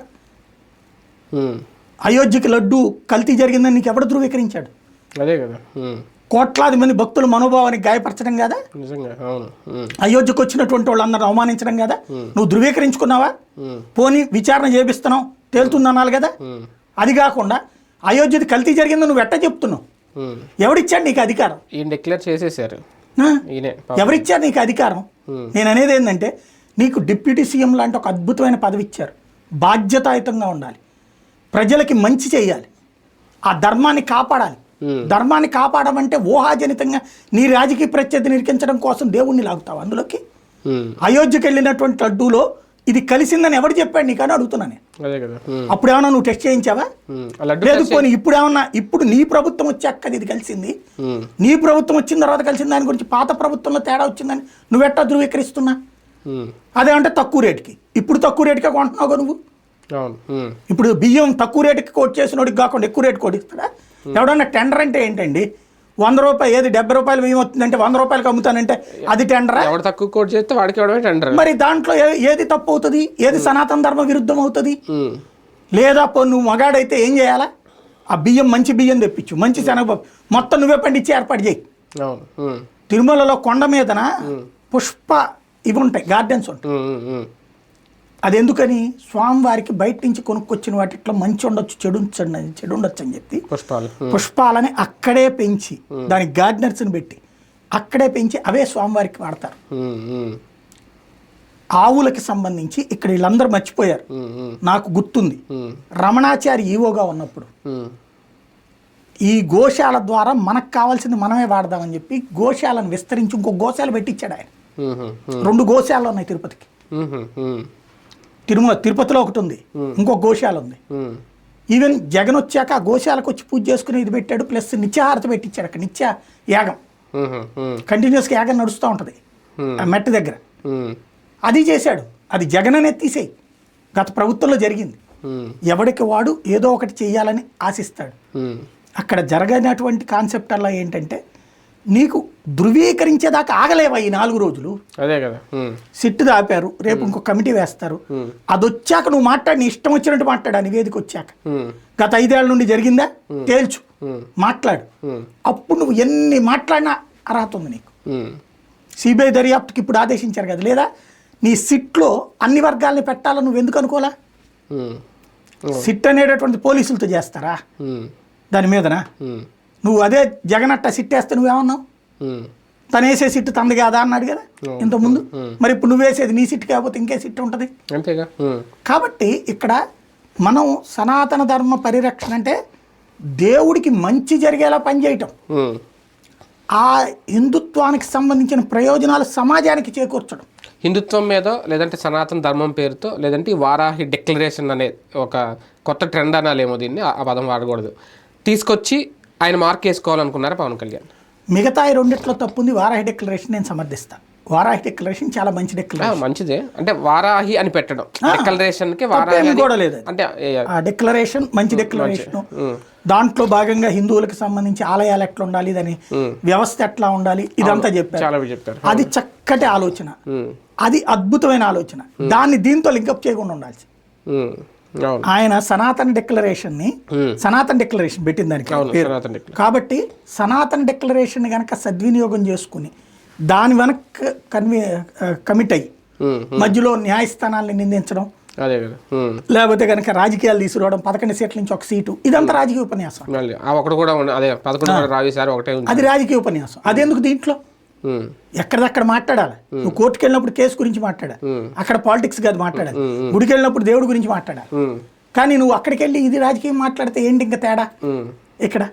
కాబట్టి ఎక్కడదక్కడ మార్పు అనేటటువంటిది. అంటే ఏదో డైవర్ట్ చేయాలనుకొని పవన్ కళ్యాణ్ కూడా డైవర్ట్ అయ్యారేమో అనిపించింది. తిరుమల ఆయన మాట్లాడతారంటే జగన్ ఎందుకు డిక్లరేషన్ ఇవ్వలేదు ఇదేమన్నా మాట్లాడతారేమో, అందుకే ఈ డిక్లరేషన్ టాపిక్ తీసుకొస్తున్నారేమో అని అనుకున్నాం. కానీ అది పక్కకి వెళ్ళిపోయి మొత్తం ఎక్కడికో తీసుకెళ్ళిపోయారు ఆయన మాటలు. ఈ డిక్లరేషన్ లేదంటే కోర్టుని తిట్టడం ఇవన్నీ ఎక్కడికో వెళ్ళిపోయింది అంతా. ఆయన ఆవేశంలో ఎప్పుడు కూడా ఉండే సమస్య అదే. ఆవేశం అర్థవంతంగా ఉండాలి, ఆలోచనాత్మకంగా ఉండాలి. ఆవేశం అనేటటువంటిది అనర్థదాయకంగా, అర్ధరహితంగా ఉండకూడదు, వేలలేసేవాడి కోసం ఉండకూడదు. అదే కదా. నాయకత్వ లక్షణాలకు సంబంధించినటువంటి దాంట్లో ఆవేశ నియంత్రణ చాలా ముఖ్యం. నీ ఆవేదన సనాతన ధర్మం అయితే అంతవరకు కన్ఫైన్ అవ్వాలి. దాంట్లో ద్రోహం చేస్తున్నాడు, వెయిట్ అండ్ సీ, తేల్చి మాట్లాడు. ప్రాథమికంగా నువ్వు ఒక అభియోగం మోపింది చంద్రబాబు, దాంట్లో జగన్మోహన్ రెడ్డి చేసేసాడు. జగన్మోహన్ రెడ్డి వచ్చి నెయ్యి తీసుకొచ్చి పోస్తాడా వీళ్ళకి? ఒకవేళ పోస్తే ఆయన 2000కి అమ్ముకుంటే ద్రోహం చేసినట్టు, కానీ 350కి అమ్ముకుంటే తప్పు అవుతుందా? దాంట్లో వేరే చేస్తే కుట్ర అవుతుంది, వేరే కలిపితే. ఆ కుట్ర తేల్చాలి కదా నువ్వు. మళ్ళీ వీళ్ళే అంటారు ఏదేదో వైష్ణవి డైరీ నుంచి తీసుకున్నారంట. వైష్ణవి డైరీ నీ రాష్ట్రంలోనే ఉంది కదా, నువ్వు ఎందుకు చెక్ చేయట్లేదు ఇప్పటికి కూడా? ఏఆర్ డైరీ మీద కేసు పెట్టావు, వైష్ణవి డైరీ మీద ఎందుకు కేసు పెట్టట్లేదు? ఎందుకు వెళ్ళి వెరిఫై చేయాలి నువ్వు? బేసిక్గా ఓ పక్కన అక్కడ కోర్టు చెప్తుండగా మళ్ళీ ఇక్కడ ఏఆర్ డైరీ మీద కేసు ఎందుకు పెడతావు నువ్వు? అంటే ఒక సనాతన ధర్మాన్ని అడ్డు పెట్టుకుని రాజకీయం చేస్తూ దాన్ని దేవుడిని వాడుకోవాలనుకున్నాం మనం. చివరికి ఆ దేవుడు నీకు ఇచ్చిన మంచి అవకాశాన్ని డైవర్ట్ చేస్తే మళ్ళీ ఆ దేవుడు న్యాయమూర్తి ద్వారా మంచి చేయించే ప్రయత్నం చేస్తున్నాడు అంతే. ఇప్పుడు ఈ కొత్త దర్యాప్తు సంస్థ, స్వతంత్ర దర్యాప్తు సంస్థ అనేది ఇది కూడా ల్యాగ్ ఉంటుందా? దీనికి ఏమన్నా ఇన్ని రోజుల్లో తేల్చేయండి అనే టైం లిమిట్ ఏమైనా ఉందా? చంద్రబాబుతో కేంద్రానికి ఉన్నటువంటి సంబంధాల మీద ఆధారపడి ఉంది ఇది. ఎందుకంటే సిబిఐ దర్యాప్తు లిమిట్ ఇవ్వలేదు, ఏమన్నా తర్వాత తుది తీర్పులు ఏమైనా ఇస్తారని చూడాలి. ఫస్ట్ వరకు అయితే అది చెప్పలేదు. ఇక్కడ భారతీయ జనతా పార్టీకి ఒక పెద్ద పరీక్ష. రాజకీయంగా చంద్రబాబుతో రిలేషన్ కాపాడుకోవడమా, లేకపోతే వాస్తవం చెప్పడం. అవును. ఈ రెండింటి మధ్యన దానికి ఒక పెద్ద బ్యాలెన్స్. ఎందుకంటే అది ధర్మ పరిరక్షణ కోసం, హిందూ ధర్మ పరిరక్షణ, సనాతన ధర్మ పరిరక్షణ అన్న పాయింట్ మీదనే ఆ పార్టీ ఇంతకాలం బతుకుతుంది. ఇవాళ ఆ హిందూ ధర్మానికి అవమానం జరిగింది అన్నటువంటి కోణాన్ని వీళ్ళు చెప్తున్నారు. అది నిజమైతే నిరూపించు, అబద్ధమైతే వాస్తవం చెప్పు. వాస్తవం చెప్పి అది అబద్ధం అని చెప్తే కనుక ఇక్కడ ఈ ప్రభుత్వంకి దెబ్బ అవుతుంది అన్న ఉద్దేశంతో నువ్వు అక్కడ కనుక నిజాన్ని అబద్ధం చేసావు ఆ దేవుడు నిన్ను కూడా క్షమించడం. అంటే ఈ దర్యాప్తు సంస్థ ఇంకా రాష్ట్ర ప్రభుత్వం చేతిలో ఉండదని కదా అనేది. ఇంకా ఈయనకి ఎలా పరీక్ష అవుతుంది, బాబు గారికి ఎలా పరీక్ష అవుతుంది? అంతే కదా. ఇప్పుడు వాళ్ళు ఇచ్చే రిపోర్ట్ కనుక ఎట్లుంటే, వాళ్ళు ఇచ్చే రిపోర్ట్ కనుక ఈ 5 ఏళ్ళు కల్తీ జరిగింది జగన్మోహన్ రెడ్డి చేశాడన్నారు అనుకోండి, ఖచ్చితంగా చంద్రబాబుకి ఫెచ్చింగ్. అదే ఈ 5 ఏళ్లకు సంబంధించింది కాదు, దీంట్లో ఏమీ లేదు అని తేల్చారనుకోండి, చంద్రబాబుకి మైనస్. కల్తీలు కామను అని రాశారనుకోండి, ఇప్పుడు ఫుడ్ కార్పొరేషన్ పెట్టారు, ఫుడ్కి సంబంధించినటువంటి వాళ్ళు ఎలా కల్తీ ఆహార పదార్థం ఎట్లా అవుతుంది అనేది చెప్తారు. వాళ్ళు ఇప్పుడు ఆ NDDP ల్యాబ్కి పోవాలి, అట్లాగే వాళ్ళు ఏం శాంపిల్స్ వెతకాలి, ఏం తేల్చాలి. ఇప్పుడు 5 ఏళ్లలో కల్తీ జరిగిందా లేదా అని తెలుస్తారా? ఈ AR డైరీ వర్క్ కన్ఫైన్ అవుతారా? అదే కదా. NDDP ల్యాబ్కి కన్ఫర్మ్ అవుతారా? ఇదో పెద్ద అయోమయం. లేదంటే జూలైలో ఇచ్చిన శాంపిల్స్ దాన్ని పట్టుకుని వెళ్తే ఇంక మళ్ళీ సేమే ఉంటుంది. అది దాంట్లో ఆ ఫుడ్ కార్పొరేషన్ వాళ్ళకి తెలుసు, ఫుడ్ సైంటిస్ట్లకి. అది ఇన్ని రోజులు ఉంటే కనుక ఆటోమేటిక్ కలుషితం అయిపోతుంది. ఇలా కొత్త అంశాలు తెర మీద తీసుకొస్తారేమో, ఎలా కల్తీ జరిగింది ఏంటనేది. ఇక రెండో అంశం, ఈ వారంలో వరద బాధితులకు సంబంధించి వాళ్ళకి పరిహారం అందించే విషయంలో రాష్ట్ర ప్రభుత్వం లోపాలు ఏమైనా బయటకు వచ్చినాయి అనుకోవాలి, అందరికీ పూర్తిగా అందకపోవడం. వాస్తవంగా అయితే కనుక చరిత్రలోనే ఎవరు ఇవ్వనంత పరిహారం ఇచ్చిన మాట వాస్తవం. ఆ విషయంలో అభినందించాలి. కానీ ఇచ్చిన మాట, ప్రకటించిన మాట ఏది ప్రకటించింది, చరిత్రలో ఎవరికి ఇవ్వలేనంత పరిహారం ప్రకటించారు. అంటే చాలా మంది అందలేదని ఇప్పుడు రోడ్డు ఎక్కడ అనేది అమౌంట్ పరంగా 25,000 గొప్ప విశేషం. అదే అంతకు మించి ఇవ్వలేరు, నష్టపోయింది అంతకు మించి బోలెడు, దానికి 10 రెట్లు. అది ఇంకెవరు కాబట్టి అది అయిపోయింది. కానీ అందరికీ అందలేదు అన్నటువంటి పాయింట్. ఇప్పుడు 10 రోజుల పాటు జనంలోనే ఉన్నాడు చంద్రబాబు నాయుడు, ఇది గొప్పగా చెప్తున్నారుగా. కలెక్టరేట్లోనే కూర్చున్నారన్నది. వరద వచ్చినప్పుడు మేమందరం కొంపల్లో కూర్చుంటే నువ్వు వచ్చి అక్కడ బయట నీళ్ళల్లో తిరిగి వీళ్ళందరికీ ఆహారం అందుతుందని చెప్పావు. అందిందా? 350 కోట్లు భోజనాలు పెట్టారట. 3వ రోజు దాకా కనీసం తిండి లోపలికి పోవాలి. అసలు 350 కోట్లు అంటే ఎంతమందికి పెట్టచ్చు, ఎన్ని రోజులు పెట్టచ్చు, ఎలాంటి భోజనం పెట్టచ్చు? అక్కడ రోడ్డు మీద ప్యాకెట్లు పెట్టుకుని రోడ్డు మీద తీసుకుపోయిన వాళ్ళే తప్పించి ఇళ్ల దగ్గరికి నీ NDRF బృందాలు, SDRF బృందాలు, ఫైర్ డిపార్ట్మెంటు, మున్సిపల్ కార్పొరేషన్ ద్వారా ఎప్పుడు పంపించావు నువ్వు? అది కూడా ఎక్కడ దాకా పంపించగలిగావు? చివరికి ట్రాక్టర్లు వెళ్ళగలిగినంత అంతే. అది కూడా 3వ రోజుకో 4వ రోజుకో 5వ రోజుకో.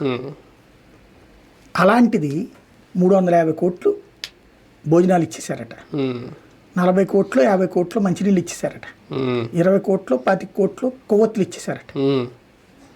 అన్ని కొవ్వొత్తులు ఎవరు సెలెక్ట్ చేసుకొచ్చారో, ఎవరు కలెక్ట్ చేసుకొచ్చారో, ఎవరికి ఇచ్చారో అంటే అందుకున్న వాళ్ళు ఓకే, అందుకోని వాళ్ళు ఎంతమంది అక్కడ. కానీ ప్రపంచం అంతా ఏం తెలిసింది, అద్భుతంగా చేసేసారు. ఆయన నీళ్ళలోనే కూర్చున్నాడు కాబట్టి అద్భుతంగా జరిగిపోయింది, మీడియా, సోషల్ మీడియా. కానీ ఫైనల్గా అక్కడ ఏం జరిగింది? ఇప్పుడు మరి 10 రోజుల పాటు ఆ టైంలో కూర్చున్న చంద్రబాబు జనంలో ఇవాళ ఎందుకు కలెక్టర్ ఆఫీస్కి పోవట్లా? చివరికి మొన్న రివ్యూ కూడా సెక్రటేరియట్లో ఎందుకు కూర్చుని చేశారు, దానికి మిగతా వాళ్ళకి ఇవ్వండి అని చెప్పి. ఇక్కడ ఇళ్ళు మునిగినటువంటి ఎన్నని చెప్తాం, 4 లక్షలు. ఇది 4 లక్షల మంది. ఫైనల్గా ఎంత అని చెప్తున్నాం? 25,000 50,000. అదేం లెక్క? 4 లక్షలు ఎక్కడ, 25,000 ఎక్కడ? అక్కడ 4 లక్షల జనాభా అంటున్నారు. 4 లక్షల జనాభాన 4 లక్షల ఇళ్ళ. ఒక్క సింగనగర్లోనే ఏది సింగనగర్ ఫ్లైఓవర్ దిగిన దగ్గర నుంచి కండ్రిక దాకానే దాదాపు 1,50,000 ఇళ్ళు ఉంటాయి. Rajarajeswaripeta, Jakkampudi, labour colony, housing board colony, అవతల పక్కన ఉన్నటువంటి పల్లెటూళ్ళు అన్నీ కలిపితే 3.5-4 లక్షల ఇళ్ళు ఉంటాయి అక్కడ. ఇళ్ళు ఉంటాయి. 3.5-4 లక్షల ఇళ్ళు ఉంటే 25,000 ఏంటి అసలు? ఏ లెక్కలోకి వస్తుంది అసలు? ఉమ్, ఇందులో కనీసం 2.5 లక్షలు ఇవే ఉంటాయి, ఉమ్, సింగిల్ ఫ్లోర్ మునిగిపోయినాయి. ఉమ్, అది అసలు లెక్క. అది అవును. అట్లాగే అందరికీ బియ్యం పప్పులు ఉప్పులు ఇచ్చి ఇవ్వట్లేదా? ఉమ్, ఇక్కడ 2 కోణాలు ఉంటుంది. కొంచెం నీళ్ళు వచ్చిన వాళ్ళ ఇళ్ళకి కూడా అడుగు ఉండొచ్చు, అదే అవును. వాళ్ళకి బియ్యం పప్పులు ఉప్పులు ఇచ్చాం కదా అనొచ్చు. ఉమ్, అదే మాట్లాడు. ఉమ్, నువ్వేమని చెప్పావు? ఈ పంపిణీ దగ్గర నాయకులందరూ ఉండమన్నావు కదా, ఉమ్, ఇప్పుడు వెళ్ళమను. అదే కదా. ఉమ్, నీ మొత్తం తెలుగుదేశం పార్టీకి సంబంధించినటువంటి ఎమ్మెల్యేలు, కార్పొరేటర్లు ఉమ్, నువ్వు ఎక్కడో పార్టీ ఆఫీసులో కూర్చోబెట్టడం ఎందుకు? అవును. కలెక్టర్ ఆఫీస్ దగ్గర కూర్చోబెట్టు. ఉమ్, సమస్యలు ఉంటే రండి అంటున్నావు. ఉమ్, నేను చివరికి టీడీపీ ఆఫీస్ దగ్గర కూడా వెళ్ళి అడిగి వచ్చారట జనం. ఉమ్, ఉమ్, ఉమ్, ఏమని చెప్పి ఉమ్, ఇప్పుడు అందరూ కలెక్టర్ ఆఫీస్ దగ్గర కూర్చుంటున్నారు. ఉమ్, కలెక్టర్ ఆఫీస్ దగ్గర కూర్చో, నువ్వు రా. వచ్చాడు సుబ్బమ్మ, వచ్చింది, కాగితం పట్టుకొచ్చింది, నాకు రాలేదయ్యా అంది. పదా అని చెప్పి ఒకళ్ళని పంపించాడు ఇంటికి. ఉమ్, చూడు వాళ్ళ ఇల్లు మునిగి ఉన్నా లేదా, అవును. మునిగి ఉన్నా కూడా డబ్బులు రాలేదు, ఎందుకు రాలేదు? ఆఫీస్ అని గాకి. ఉమ్, అది కదా న్యాయం అంటే. అవును. ఉమ్, అక్కడ తప్పించుకు తిరుగుతా అంత అద్భుతంగా జరిగిందని చెప్తున్నావు. ఉమ్, అదే కదా. ఉమ్, ఎలాగ లెక్క? ఉమ్, ఇవ్వడం ఎక్కువ అనౌన్స్ చేశారు, గుడ్. అందరికీ అందాల్సిన బాధ్యత ఉంది. అవును. ఉమ్, మోసం చేస్తున్నారు, చూపించు, నిరూపించు. ఉమ్, ఓ 10 మంది ఇళ్ళకి నువ్వు వెళ్ళు. అవును. ఉమ్, ఒక్కొక్క కార్పొరేటరు ఓ 100 ఇళ్ళకి వెళ్ళండి. ఉమ్, ఏది ఇక్కడికి వచ్చిన వాళ్ళని వెంట పెట్టుకుని ఉమ్, వెళ్ళి చూడండి. కార్పొరేటర్లు, ఎమ్మెల్యేలు లేదా అనుయాయులు వెళ్ళిరండి. అక్కడేం మునగలేదన్న నాటకాలు ఆడుతున్నారు, చెప్పు. అక్కడే వీడియో తీసి చూపించు. ఇదిగో ఇల్లు మునిగిందని వీళ్ళు వచ్చారు, ఉమ్, ఏం మునగలేదు అవును. ఈ ఏరియా, ఇదంతా అంతా బాగానే ఉంది, ఇల్లు చూడండి అని చెప్పు. లేదా ఇంకోటి మునిగిందని చూపించు. ఉమ్, మునిగితే ఆఫీసర్ చేయట్లేదని యాక్షన్ తీసుకో. ఉమ్.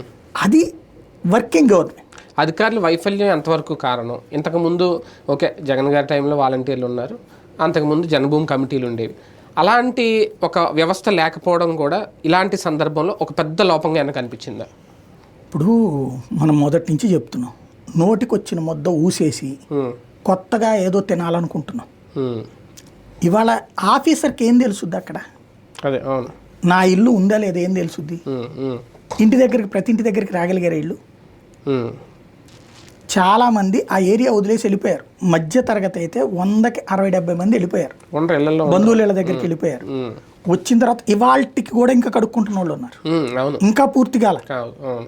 ఎందుకంటే మోటార్లు, సిస్టమ్స్ అన్ని సెటరేట్ చేసుకుని అవును. నీళ్లు కావాలా, ఉమ్, అక్కడ నీళ్లతో కడుక్కోవాలా, అవును. ఉమ్, మనుషులు కావాలా, అవును. అది ఎత్తుకెళ్ళే కావాలా, బోలెడు చచ్చింది ఇంకా పని. మళ్ళీ ఆ చెత్త అంతా తీసుకెళ్ళాలి, బయటపడేయాలి. అవును. ఇంత గందరగోళం నడుములో ఇంకా ఏదో మాట్లాడుకుంటా ఉంటే ఉమ్, ఏం నడుస్తుంది? అది ఉమ్, బేసిక్గా ఉమ్. ఒక రకంగా పరిహారం అందించే విషయంలో పరిహారం ప్రకటించడం సక్సెస్ అయ్యారు, కానీ పూర్తిగా ఇవ్వలేకపోవడం అనేది అధికారుల దగ్గర ఆగిపోయిందా వైఫల్యం? నేను అనేది అధికారులు ఎందుకు అవుతుంది అంటున్నా. అదేనా? ప్రభుత్వం నువ్వు అందరిది ఎన్యూమరేషన్ అంటే అందరిది జరగాల.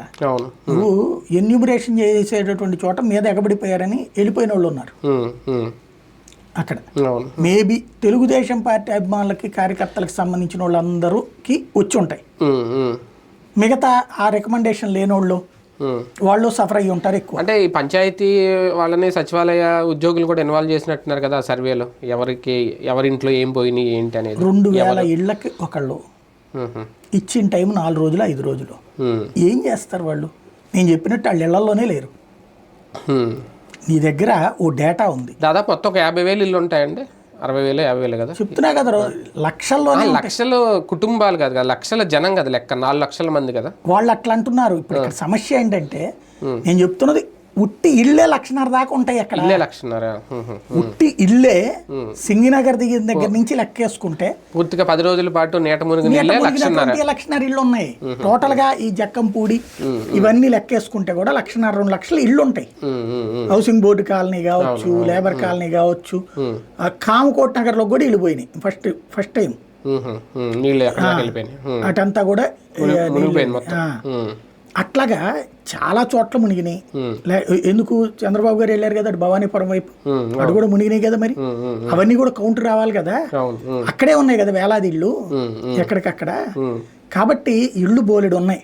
సమస్యల్లా ఎక్కడంటే ప్రతి 50 ఇళ్ళ నీ దగ్గర సెక్రటేరియట్లో ఓ డేటా ఉందండి, వాలంటీర్ల ద్వారా ఉన్న డేటా. ప్రతి సెక్రటేరియట్ 2000 కుటుంబాలు ఉన్నాయి కదా.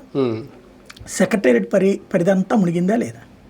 సింపుల్ కదా, మునిగేసింది సెక్రటేరియట్ పరిదంతా. నీకు తెలుసు కదా ఏ ఏరియా మునిగిందో. జియోగ్రఫికల్ కండిషన్ ఉంది కదా నీ దగ్గర, ఎక్కడెక్కడ మునిగినాయో ఆ ఏరియా సెక్రటరీ పరిధిలో అందరికీ వేసేస్తే బోలా, అదే కదా, అవును, సింపుల్. ఇంకా నువ్వు ఎన్యూమరేషన్ చేసావు, అదన్నావు ఇదన్నావు, ఏమిచ్చావు నువ్వు? ఫ్రిడ్జ్ పోయింది, లేకపోతే మోటార్ పోయింది, బండి పోయింది, వీటన్నిట్లో ఏమిస్తున్నారు? మొత్తం కలిపి నువ్వు ఫైనల్గా ఇచ్చేది 10,000 25,000 అయినప్పుడు ఇంకా ఎన్యూమరేషన్ ఎందుకు నా బొందా? ఏ ఏరియాలు మునిగినాయి నా దగ్గర డేటా ఉంది. 22వ డివిజన్లో ఉన్నటువంటి సెక్రటేరియట్, 22వ డివిజన్లో 8 సెక్రటేరియట్లు ఉన్నాయి. 6 సెక్రటేరియట్ పరిధిలో పూర్తిగా మునిగిపోయినాయి, తీసేయి. 2 సెక్రటేరియట్ల పరిధిలో కొంచెమే మునిగినాయి, వాళ్ళకి 10,000. సింపుల్ లాజిక్ కదా, దీనికి పెద్ద ఆకాశం నుంచి ఏమైనా ఊడిపడాలా? ఈ వరద పరిహారం వ్యవహారం లేదంటే ఈ లడ్డు వ్యవహారాల్లో మధ్యలో వాలంటీర్ల విషయం అనేది పక్కకి వెళ్ళిపోయింది. కానీ ఈ మధ్యలో మొన్న చంద్రబాబు నాయుడు గారు మాట్లాడింది, వాలంటీర్ లేకపోతే ఏం జరగదు అని గత ప్రభుత్వం అంటే, వాళ్ళు లేకపోయినా సరే జరుగుద్దని నేను చూపించాను, గతంలోనే చెప్పాను, నేను చేసి చూపిస్తానని నేను చూపించాను, పింఛన్లు అయితే సక్రమంగా మేము పంపిణీ చేస్తున్నాం అని చెప్పడం. వాళ్ళ విషయం ఏంటనేది ఆలోచించాలి అన్నారు, లాస్ట్లో ఆ మాట కూడా అన్నారు, ఆలోచించాలి, తీసేస్తున్నాం అని చెప్పలేదు. ఆయన ఫుల్ క్లారిటీతో ఉన్నారా వాళ్ళంటీర్ల అంశాన్ని పూర్తిగా పక్కన పెట్టడానికే సిద్ధమవుతుంది అనుకోవాలా? ఎందుకంటే వాళ్ళు లేకపోయినా నడుస్తుంది, మేము చేసి చూపిస్తున్నాం అన్నారు. ఆయనకి అదేం చేయాలో ఇంకా కన్ఫ్యూజన్లో ఉన్నారు. వాలంటీర్ లేకపోవడం వలన ఎదురైన ఈ సమస్య అర్థమవుతుంది. ఆయన ఇప్పటికీ పెన్షన్లకే పరిమితం వాలంటీర్ అని జనాల్ని నమ్మిద్దాం అనుకుంటున్నారు. ఇప్పుడు జనాలు కాకుండా ఏమన్నా పక్క దేశపు జనాలకు వాలంటీర్లు సేవ చేస్తే తెలిసేదిగా. అంటే పింఛన్లు అయితే ఆగవనేది ఆయన ఉద్దేశం. పింఛన్ కోసం వాలంటీర్ అనేది ఆయన నేర్చుకోవాల్సింది ఏంటి, ఆయన తెలుసుకోవాల్సింది ఏంటి? వాలంటీర్ అన్ని సర్వీసులు అందించాడు. ఉట్టి పింఛన్ కోసం అని చెప్పి వాళ్ళు మనం పబ్లిక్ని మార్చేస్తామంటే ఎట్లాగా? నా ఇంటికి కావాల్సిన సర్టిఫికేట్ తెచ్చాడు, నా ఇంటికి కావాల్సిన సంక్షేమ పథకాన్ని తెచ్చిచ్చాడు, నా ఇంటికి అనారోగ్యం వచ్చినటువంటి సందర్భంలో కరోనా వచ్చినప్పుడు బియ్యం పప్పులు ఉప్పులు తెప్పించి పెట్టాడు, రేషన్ తెప్పించి పెట్టాడు. ఇవన్నీ వాలంటీరే కదా చేసింది. ఇప్పుడు అవన్నీ లేదు ఉట్టి వాలంటీర్ అనేవాడు లేకుండా, ఎవడు లేకుండా ఎవడు బతకలేడు, అందరం బతుకుతాం. తండ్రి లేకపోతే కొన్ని రోజులు బాధపడతారు బిడ్డలు, భర్త లేకపోతే కొన్ని రోజులు బాధపడుతుంది, భార్య లేకపోతే కొన్ని రోజులు బాధపడతారు, ఎవడు బతుకుతాడు. కాబట్టి దాంట్లో ఉన్న లోపం ఎప్పటికప్పుడు గుర్తుకొస్తుంది. అదే కదా, గుర్తుకి రానంతటి స్థాయిలో వీళ్ళుంటే ప్రాబ్లంలే. ఒక కోటీశ్వరుడికి బిడ్డలకి పెద్ద ప్రాబ్లం ఉండదు, లోటు ఉండదు. మధ్యతరగతికి కానీ లేబర్కి కానీ ఇంటికి సంపాదించి పెట్టేవాడు లేకపోతే సమస్య. ఇప్పుడు వాలంటీర్ ఉన్న రోజున ఆ ఏరియాలో ఉన్నోళ్ళు ఒక రోజు కూలి పని మానుకుని ఎవడన్నా ఇంట్లో కూర్చోవాల్సి వచ్చిందా పెన్షన్ కోసం? లేదు. ఒకరోజు పని మానుకుని ఈ సర్టిఫికెట్లు పుచ్చుకుని తిరగాల్సి వచ్చిందా? ఇప్పుడు వరదే వచ్చింది, సర్టిఫికెట్ల కోసం తిరగాల్సి వచ్చిందా? అవన్నీ వాలంటీర్ మొత్తం తీసుకెళ్లి సమకూర్చిచ్చాడు. లాస్ట్ ట్రిప్ ఈవెన్ అప్లికేషన్స్ అయినా వాడే దగ్గరికి ఇంటికి వచ్చి చూపించేసి సంతకం పెట్టుకుని పోయాడు కదా. మరి ఇవాళ రోజున ఏ పని కావాలన్నా ఆగాల్సిందే. ప్రభుత్వాన్ని తెలియకపోయినా ఆ లోపం లోటు ప్రజలకు తెలుస్తుంది. అది ఏంటంటే ఆయన ఏమనుకుంటున్నారంటే తన మాటల ద్వారా మరిచిపోయేలా చేయగలను అనుకుంటున్నారు. అదే చేయాలనుకుంటున్నారేమో, ఆ ప్రయత్నం అయితే జరుగుతుంది. ఇదే నేపథ్యంలో దాదాపు ఒక 20,000 కోట్లు లేదంటే ఏడాది ఒక 8,000 కోట్ల రూపాయల భారం పడబోతుందా కరెంట్ ఛార్జీల రూపంలో? ఇంకా పెంచడానికే సిద్ధమవుతుందా రాష్ట్ర ప్రభుత్వం? చూడాలి. బేసిక్గా అయితే అంటే దాన్ని ఏమంటారంటే ముందుగానే మానసికంగా సిద్ధం చేసి వాళ్ళు చెప్పిన లెక్కలే. ఇంతకు ముందు చంద్రబాబు గారు ఇచ్చిన హామీ అయితే కరెంటు ఛార్జీలు ఎట్టి పరిస్థితుల్లో పెంచము, పైగా తగ్గిస్తామని కూడా హామీ ఇచ్చారు. చివరిలో తగ్గించకపోగా పెంచితే ఖచ్చితంగా చర్చ జరుగుతుంది. ఎందుకంటే ఇప్పుడు జగన్ హయాంలోది ఒకసారి గుర్తు తెచ్చుకుంటే లాస్ట్ 5 yearsలో మనమే 5-6 సార్లు డివైడ్ చేసాం కరెంటుకి సంబంధించి. రేట్లు పెరిగినప్పుడు, బాధుళ్ళప్పుడు, అన్నిటి గురించి మనం మాట్లాడాం. కాబట్టి మన దగ్గర ఏమో మాటం లేదు. ఇప్పుడైనా అంతే కదా, ఛార్జీలు దాంట్లో నువ్వు కంట్రోల్లో పెట్టాల్సినటువంటి దాంట్లో బాధ్యతే. వీళ్ళు ఏం చెప్తున్నారు, 8,000 కోట్ల రూపాయలు అంటే 20,000 కోట్లు వేయాల్సి ఉంది, కానీ 8,000 వేస్తారని కనిపించేద్దామని జ్యోతి ప్రయత్నిస్తాం. 8,000 కోట్లకే ఓకే చేస్తారు, అది తెలిసింది. 8,000 కోట్లు అంటే అట్లేం కాదు, అది కూడా ఏడాదికి. ఈ ఏడాదిలో 8,000 కోట్లు. మన టారిఫ్ ఎంత పెరుగుతుంది అప్పుడు? అదే కదా ప్రాక్టికల్ గా. అది దాదాపుగా యూనిట్ ధర 4 నుంచి 6 రూపాయల వరకు పెరుగుద్ది అనేది, అది చాలా భారం అవుతుంది కదా. అంటే 4 రూపాయలకి 6 రూపాయలకి పెరుగుతుందా? యూనిట్ మీద 4 రూపాయలకి 6 రూపాయలు పెరుగుద్దో తేల. ఇక్కడే చిన్న లాజిక్ పెడుతున్నారు. మీరు 4.5, 6.5 అనుకున్నప్పుడు యూనిట్ మనకి స్టార్టింగ్ 2.5 రూపాయలు ఎంత ఉంది, అది 4 రూపాయలు చేస్తాము అనుకోండి, ఒక ఆస్పెక్ట్. అప్పుడు మనం ఏమనుకోవాలి, 4, 6 అనుకున్నారు కానీ పాపం 4కే చేసేసారా అని మనం ఫీల్ అవ్వాలి. కానీ స్లాబ్ 4 పెంచాలనుకున్నా అని చెప్పారు, అయినా బాబు గారు ఒప్పుకోలేదని మనల్ని కన్విన్స్ చేసే ప్రయత్నం. కానీ స్లాబ్ మారినప్పుడు అది పెరిగిపోతుంది కదా, 100 యూనిట్లు 200 యూనిట్లు. టోటల్గా బిల్లు మన చేతికి వచ్చినప్పుడు లెక్క తెలుసు. ఇప్పుడు నేను ఇదివరకటి రోజుల్లో ఒక ఆఫీస్కి సంబంధించి మొదట్లో 5,000 బిల్లు కట్టా, తర్వాత 11,000 బిల్లు కట్టా, 15,000 బిల్లు కట్టా. ఇప్పుడు కనబడుతోంది ఎంత పెరిగింది అనేది. నేను రేపు పొద్దున్న లెక్కేసుకునేది ఏ నెల కా నెల కదా, ఇదేదో 10 ఏళ్ల తర్వాత కాదు కదా. భారం పడగానే జనాల్లో కడుపు రగిలిపోతుంటది. అది జగన్కి ఎన్నోసార్లు చెప్పినా పట్టించుకోలేదు. మనం వీడియోలో చేసాం, మనం పట్టించుకోలేదు, పోయాడు, దెబ్బ కొట్టింది. రేపు పొద్దున్న అది కూడా అదే రిపీట్ అవుతుందేమో. తెలంగాణ రాజకీయాలు చూసుకుంటే ఒక ఇద్దరు నాయకుల మధ్య జరిగిన రాజకీయం మధ్యలో సినీ ఇండస్ట్రీని బలి చేసిందా? నిజంగా కొండా సురేఖ చేసిన వ్యాఖ్యలు, ఆమె కేటీఆర్ టార్గెట్ అయితే మధ్యలో మొత్తం ఆమె సినిమా ఇండస్ట్రీనే కెలికి పారేసింది. ఇందులో 2 కోణాలు కనిపించినాయి నాకు. ఒక కోణం ఏంటంటే తనని గురించి సోషల్ మీడియాలో ట్రోల్ చేసిన పాయింట్ని బేస్ చేసుకుని ఆవేదనతో ప్రారంభించి ఆగ్రహంతో డైవర్ట్ కావడం, ఇది ఒక ఆస్పెక్ట్. రెండవ ఆస్పెక్ట్ ఆవిడది ఏం కనబడుతుందంటే రేవంత్ స్కెచ్లో భాగంగా జరిగి ఉండాలి. ఏంటది? హైడ్రా నుంచి డైవర్షన్ కోసం. ఈ రెండిట్లో ఏదో ఒకటి అయి ఉండాలి. ఎందుకంటే రేవంత్ వాడిన పదం ఆవిడ వాడింది. నాగ చైతన్య సమంతల విడాకులకి కేటీఆర్ కారణం అన్నటువంటి చిట్ చాట్ ద్వారా గతంలో రేవంత్ ప్రచారంలోకి తీసుకొచ్చాడు. యూట్యూబ్లకి టైటిల్స్ కోసం అప్పుడు తీన్మార్మాలని చేత అనుకుంటా అనిపించాడు. అప్పుడు ఏదో కాపీ పెట్టి తీన్మార్మాల అన్నప్పుడు కాంగ్రెస్కి సపోర్టింగ్గా ఉన్నాడు. అతని చేత దీని మీద చాలా మాట్లాడిపించాడు. అట్లాంటి కోణంలో కేటీఆర్ మీద అట్లాంటిది ఏదో జరిగి ఉండాలి. అంటే మొన్నటి వరకు హైడ్రా వ్యవహారంలో ప్రతిపక్షాలు కొంచెం సైలెంట్గా ఉన్నాయి. ఈ 2 వారాల నుంచి అటు బీజేపీ కానీ ఇటు బీఆర్ఎస్ కానీ హరీష్ రావు గారు వీళ్ళందరూ బయటకు రావడం, బండి సంజయ్ మాట్లాడడం, లేదంటే ఆయన కూడా బీజేపీ ఎంపీ ఆయన పేరు ఈటెల రాజేందర్ బయటకు రావడం, ఇది ఒక్కసారి ఒక హైప్ వచ్చేసింది. అలాగే బాధితులు కూడా మేము ఉన్నామని ఒక భరోసా ఇవ్వడం, అది ఏమన్నా కాంగ్రెస్ పార్టీని భయపెట్టిందా? అదే అందుకోసమే డైవర్ట్ అయిందేమో అనుకుంటున్నాను. అంటే ముందున్నటువంటి కాన్సెప్ట్ నుంచి డైవర్ట్ చేసే ప్రయత్నం చేశారు. కాకపోతే 2 రోజులు డైవర్షన్ ఉంటుంది. ఇప్పుడు ముందు నువ్వు కూలగొట్టిన ప్రతిసారి గొడవ అవుతుంది. సింపుల్ లాజిక్ ఏంటంటే మూసీ ప్రక్షాళన అనేటటువంటి కాన్సెప్ట్ మంచి కాన్సెప్ట్. పేదలకు అక్కడ ఏం చేయాలా? సింపుల్ లాజిక్, 2 పద్ధతులు ఉన్నాయి. కృష్ణలంకలో విజయవాడని సాక్ష్యంగా తీసుకుంటే చాలు. విజయవాడ కృష్ణలంక అదంతా కలిపి మొత్తం దగ్గర 40-50 వేలు ఇల్లు తీయాలి. Retaining wall కట్టేశాడు. సింపుల్ కదా. ఇప్పుడు కూడా ఇక్కడ రిటైనింగ్ వాల్ కట్టేస్తే అయిపోద్ది కదా. ఎందుకు ఖాళీ చేయించి వాళ్ళందరినీ ఏడ్చి పెడబొబ్బలు పెట్టి మళ్ళీ ఆ తర్వాత మార్చుకోవాల్సిన అవసరం ఏంటి? అనారోగ్యం. మరి ఎట్టుంటున్నారు వాళ్ళు ఎంతకాలం? వాళ్ళు ఆల్రెడీ అలవాటు పడ్డోళ్లే కదా. అప్పుడు నువ్వు రిటైనింగ్ వాల్ కట్టి యువతల పక్కన శానిటైజ్ చేసి బాగు చేయి. రిటైనింగ్ వాల్ లోపల ఎట్లాగో మూసిని బాగు చేస్తున్నావు కదా నువ్వు, సెటరైట్ అయిపోతుంది కదా. అది మంచి సలహా ఇచ్చింది కిషన్ రెడ్డి, అది పాటిస్తున్నాడు ఈయన. కేటీఆర్ చెప్పినట్టు 1,50,000 కోట్ల రూపాయలు అంటే ఇంతకుముందు వాళ్ళు కాళేశ్వరాన్ని ఒక హబ్ కింద తీసుకున్నారు, వీళ్ళు మూసీని హబ్ కింద తీసుకుంటారు రేపొద్దున.